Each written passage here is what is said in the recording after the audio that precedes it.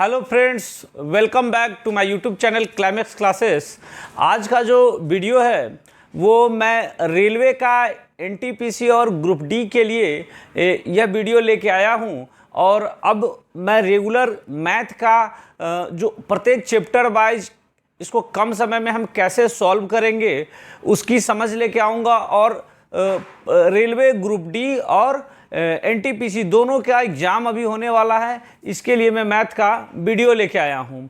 चलिए, आज का जो मेरा पहला टॉपिक है वो क्या है, नेचुरल नंबर। मैं आज नेचुरल नंबर के बारे में बताऊंगा और नेचुरल नंबर में सबसे पहले मैं बेसिकली चीज़ को बताऊंगा, फिर इससे जो रिलेटेड क्वेश्चन एग्जाम में आते हैं उस क्वेश्चन को मैं सॉल्व करके दिखाऊंगा। लेकिन सबसे पहले आप बेसिक चीज़ों को समझ लें। ऐसे लगभग लोग को ये बेसिक चीज़ पहले से भी जानकारी होती है, लेकिन आप एक बार कंटिन्यूअसली इसे समझ बना के और तब आप अभ्यास करेंगे तो बहुत कारगर साबित होगा। चलिए हम चलते हैं आज के वीडियो की ओर, जो नेचुरल नंबर्स का वीडियो है।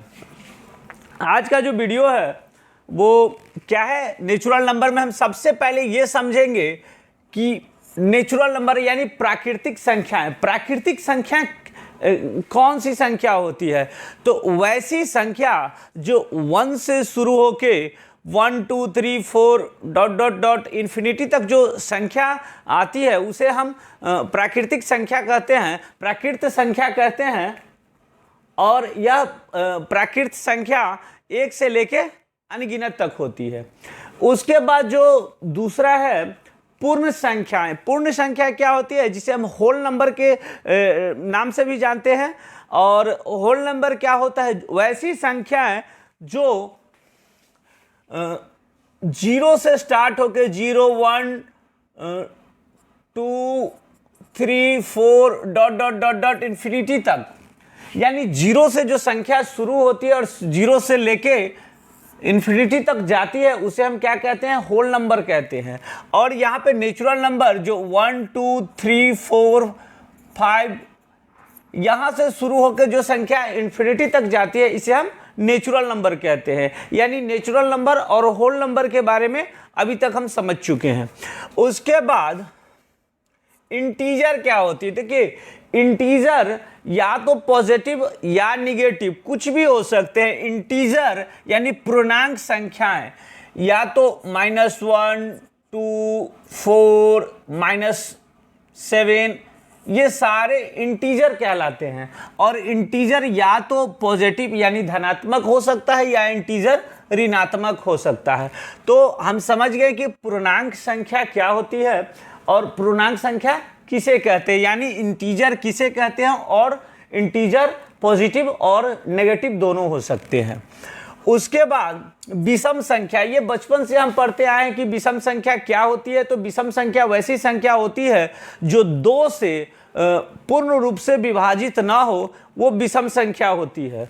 और सम संख्या जो होती है, सम संख्या वैसी संख्या जो 2 से पूर्ण रूप से विभाजित हो जाती है उसे हम सम संख्या कहते हैं। तो ये आप पहले से भी जानते हैं। तो क्या है, जैसे 1 3 5 डॉट डॉट डॉट। और यहाँ पे क्या है, सम संख्या जो 2 4 6 8 डॉट डॉट डॉट। अब देखिए भाज्य संख्या, भाज्य संख्याएं क्या होती है। तो भाज्य संख्या को हम बोल सकते हैं कंपोजिट नंबर। ये कहीं कहीं हिंदी मीडियम में ये भाज्य संख्या तो बोलते हैं, लेकिन कभी कभी हिंदी में भी यह कंपोजिट नंबर लिख के दे देता है कि इनमें से बताइए कौन से कंपोजिट नंबर है।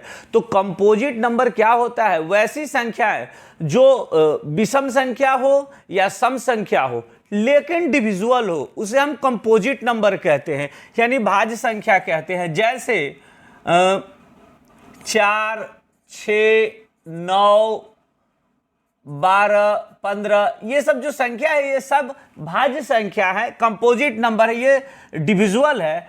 चाहे इसमें सम हो या विषम हो, इससे कोई फर्क नहीं पड़ता है। इवन या ऑड से कोई फर्क नहीं पड़ता है। संख्या जो हो वो डिविजुअल हो, उसे हम क्या कहते हैं, कंपोजिट नंबर कहते हैं। उसके बाद रूढ़ संख्या या अभाज्य संख्या, रूढ़ संख्या या अभाज्य संख्या, या इसे हम प्राइम नंबर भी कहते हैं। कभी कभी मैंने देखा है कि रेलवे के बहुत सारे ऐसे जो एग्जाम में क्वेश्चन पूछे गए हैं जो रूढ़ संख्या के बारे में पूछे कि आप रूढ़ संख्या को बताइए कि इनमें से कौन से रूढ़ संख्या है। तो बेसिकली मैं बता रहा हूं कि आप कम से कम जो 100 तक रूढ़ संख्या है, प्राइम नंबर है, उसे तो आप याद ही रखें। अगर 100 तक याद नहीं कर सकते हैं तो आप 50 तक तो जो प्राइम संख्या आने वाले हैं उसे आप याद रखेंगे। चलिए यहां प्राइम संख्या हम लिखते हैं 2, 3, 5, 7, 11, 13, 17, 19, 23, 29, 31, 37, उसके बाद 41, 41, 43 और 47। तो आप यहां तक मोस्टली प्राइम नंबर को याद रखेंगे ही रखेंगे। अब इसे आप याद करने के लिए क्या करेंगे कि आप 1 से लेकर 50 तक के अंकों को लिख के, अगर याद नहीं हो पा रहा है तो आप लिख लेंगे। और लिखने के बाद देखिए 2, हाँ एक चीज यहां पे और क्या ध्यान में रखेंगे कि यह क्वेश्चन कई बार पूछा गया है कि ऐसा कौन सा इवन नंबर है जो प्राइम नंबर भी है। तो एकमात्र 2 ही एक ऐसा संख्या है, 2 जो इवन नंबर और प्राइम नंबर है। कई एग्जाम में ऐसा क्वेश्चन पूछा गया है कि इवन नंबर जो सम संख्या है वो ऐसा कौन सा सम संख्या है जो प्राइम नंबर है। तो यहाँ पे आप याद रखेंगे 2, 3, 5, 7, 11, 13, 17, 19, 23, 29, 31, और उसके बाद 37, 41, 43, 47। ये बढ़ते हुए हम 100 तक याद रख सकते हैं। तो आप कम से कम 50 तक तो आप इसे याद रखेंगे ही। ये प्राइम नंबर है। उसके बाद को प्राइम नंबर किसे कहते हैं। तो कई बार जो छोटे मोटे ऐसे क्वेश्चन होते हैं जिसे हम लोग गलती कर देते हैं, और यह गलती नहीं होना चाहिए। जब आप जो रेलवे के कंपटीशन में या नीचे के जो कंपटीशन में आते हैं उसमें बहुत ज़्यादा एक एक क्वेश्चन के लिए बहुत ज़्यादा कंपटीशन होता है। तो आप इस टाइप के क्वेश्चन को कभी नहीं गलती करेंगे। को प्राइम क्या है, यानी सह अभाज्य संख्या जो होता है वो क्या है, इसे कैसे को प्राइम जैसे आपको दे देगा कि 4, 3, 5, 2, 10, 13 या 8, 15। तो यह जो संख्या इस करके पेयर के रूप में दे देगा। उसके बाद साथ साथ आपको ये भी दे सकता है 12, 16। तो इसमें हम कैसे पता करेंगे कि कौन को प्राइम नंबर है और कौन नहीं है। ऐसे पेयर के रूप में आपको क्वेश्चन देगा कि इसमें से आप बताइए कि कौन को प्राइम नहीं है या कौन इसमें से को प्राइम है, और 4 ऑप्शन आपको दे देंगे। अब देखिए इसका हम डिफिनीशन समझेंगे। सबसे पहले को प्राइम किसे कहते हैं। तो को प्राइम वैसे संख्याओं की जोड़ी या वैसे पेयर को कहते हैं जिसका जो HCF होता है वो 1 होता है। यानी इसका HCF, ये दोनों संख्या का जब हम HCF निकालेंगे तो 1 होगा। इसका मतलब है कि ये दोनों संख्या का डिविजुअल ऐसा कोई कॉमन फैक्टर नहीं हो सकता है, यानी कोई कॉमन संख्या नहीं हो सकता है जिससे ये भी कट जाए और ये भी कट जाए, यानी दोनों का कोई कॉमन फैक्टर एक के अलावा नहीं होगा। इसे हम को प्राइम कहते हैं। अब जैसे देखिए यहाँ पे 5 और 2, 5, 2 दोनों, इसको हम को प्राइम इसलिए कहेंगे कि को प्राइम यहाँ पे 5 और 2 का हम जब HCF लेते हैं तो 1 आता है, तो ये भी को प्राइम है। यहाँ पे 10 और 13, तो 10 और 13 क्या है, ये भी को प्राइम है, क्योंकि 10 और 13 का जब हम HCF लेते हैं तो 1 आता है।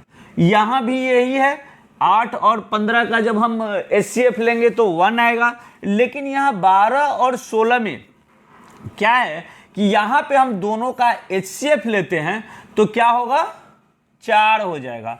4 दोनों का HCF 12 और 16 का जो HCF होगा वो 4 होगा, इसलिए यह को प्राइम नंबर नहीं है। अब मैंने पहले बताया कि को प्राइम होने के लिए दोनों का HCF 1 होना चाहिए। ये इससे हम को प्राइम को हम फाइंड आउट करेंगे। अब यह क्वेश्चन मैंने कई बार देखा है और अक्सर जो स्टूडेंट होते हैं वो कंफ्यूजन में आ जाते हैं कि ऐसा तो नहीं कि जिसमें दोनों प्राइम नंबर हो, तो दोनों प्राइम नंबर हो तो उसको को प्राइम तो आप कह सकते हैं, लेकिन यहाँ एक ऐसा भी संख्या है, यहाँ एक ऐसा भी संख्या है जो यहाँ पे ये प्राइम नंबर नहीं है और ये भी प्राइम नंबर नहीं है, लेकिन हम इसे दोनों को को प्राइम कहते हैं। तो यहीं पे स्टूडेंट कंफ्यूजन में आ जाते हैं। चलिए आगे हम चलते हैं। परिमेय संख्या, परिमेय संख्या किसे कहते हैं, तो परिमेय संख्या वैसी संख्या जो p/q के फॉर्म में हो। परिमेय संख्या वैसी संख्या होती है जो p/q के फॉर्म में हो, जबकि q are not equal to 0, q जो है वो 0 के बराबर नहीं हो, और इसका जो फॉर्मेशन हो वो कैसे हो, p/q के फॉर्म में हो। जैसे हम एग्जाम्पल के तौर पे लिख सकते हैं 2/4 2। अब देखिए यहाँ पे जो 2 लिखा गया है तो ये एक रेशनल नंबर है। कैसे कि 2/, हम 1 लिख सकते हैं और 2/1 लिखने पे 2 के रिजल्ट में कोई चेंजिंग नहीं होगा, इसलिए 2/1 रेशनल नंबर है और इसमें स्टूडेंट कंफ्यूजन में आ जाते हैं। उसके बाद 7/4 4/7 जो भी है ये रेशनल नंबर है। p/q के फॉर्म में होना चाहिए परिमेय संख्या या रेशनल नंबर, हम उसे कहते हैं जो p/q के फॉर्म में हो और q is not equal to 0। चलिए आगे चलते हैं। अपरिमेय संख्या, अपरिमेय संख्या किसे कहते हैं, अपरिमेय संख्या वैसी संख्या होती है जो p/q के फॉर्म में हो, लेकिन इसमें जो एक ऐसी संख्या हो जिसका एग्जैक्ट पूर्ण वर्ग जो होता है वो नहीं हो। जैसे एक संख्या रूट के अंदर हो, जैसे मान के चलिए 3/2। एक संख्या ऐसी संख्या है जो रूट के अंदर है और रूट के अंदर 3 का जो मान आएगा वह 1.732 आता है, तो यह दशमलव में आ रहा है, एग्जैक्ट नहीं आ रहा है, तो इसे हम अपरिमेय संख्या कहेंगे। लेकिन आपको यही क्वेश्चन में क्या करेगा, फंसाने के लिए √9/3 कर देगा। अब ये बताइए रेशनल अपरिमेय संख्या है कि नहीं, तो ये बिल्कुल गलत है, ये परिमेय संख्या है। कैसे कि √9 जो है इसका मान 3 होता है और 3/3 ये कट के 1 हो जाएगा, या 3/3 भी परिमेय संख्या यानी एक भी परिमेय संख्या है। तो ऐसे करके आपको फंसा के दे देगा कि कई 4 जो ऑप्शन देंगे उसमें से एक को रूट के अंदर ऐसे देंगे और यह ऐसा नंबर होगा जो परफेक्ट स्क्वायर के रूप में होगा, और आपसे देगा कि इनमें से कौन सी संख्या है जो अपरिमेय संख्या या परिमेय संख्या है या नहीं है। ऐसे करके आपको घुमा फिरा के देगा। अब जैसे कभी कभी ऐसा क्या करता है कि परिमेय संख्या जहां पे दे रहा है कि इनमें से कौन सी परिमेय संख्या है, तो आपको एक ऑप्शन दे देगा 2/3, दूसरा ऑप्शन दे देगा 4/5, तीसरा ऑप्शन दे देगा √9/3 और चौथा ऑप्शन दे देगा इनमें से सभी।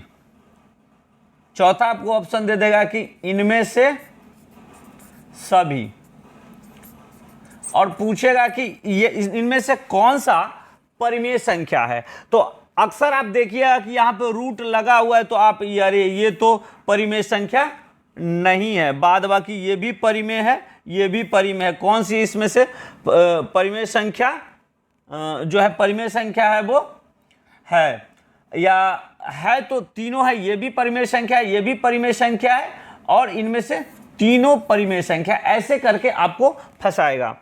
उसके बाद रियल नंबर, वास्तविक संख्या क्या होती है, तो वास्तविक संख्या वो संख्या होती है जो नेचुरल नंबर हो, होल नंबर हो, इवन नंबर हो, ऑड नंबर हो, या प्राइम नंबर हो, या रेशनल नंबर हो, या इरेशनल नंबर हो, जितनी भी संख्याएं हैं, चाहे वो निगेटिव में हो, पॉजिटिव में हो, रेशनल नंबर निगेटिव में हो, इरेशनल नंबर निगेटिव में हो, पॉजिटिव में हो, कोई फर्क नहीं पड़ता। ये सारी संख्याएं जैसे 1, 2, 4/5, √7/6,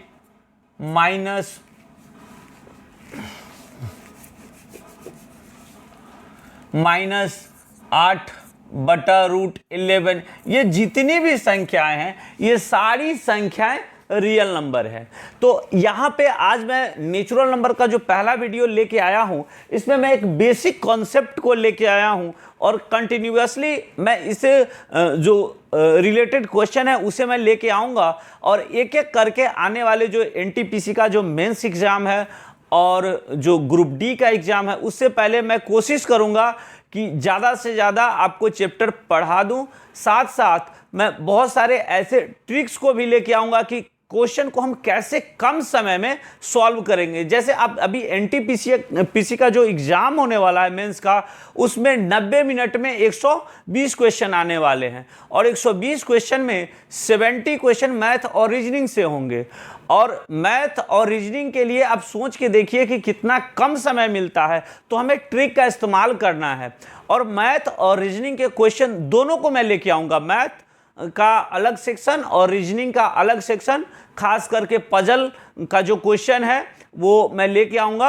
आप इसको आप ध्यान से देखिए और लगातार आप इसे प्रैक्टिस करते रहिए। जो फरवरी और जो मार्च में होने वाले एनटीपीसी और ग्रुप डी के एग्ज़ाम के लिए आप प्रिपरेशन करते रहिए। और हमारे यूट्यूब चैनल को सब्सक्राइब कर लेने के लिए धन्यवाद, और साथ साथ हमारे वीडियो को ज़्यादा से ज़्यादा शेयर कीजिए और लाइक बटन को दबाना ना भूलें। धन्यवाद।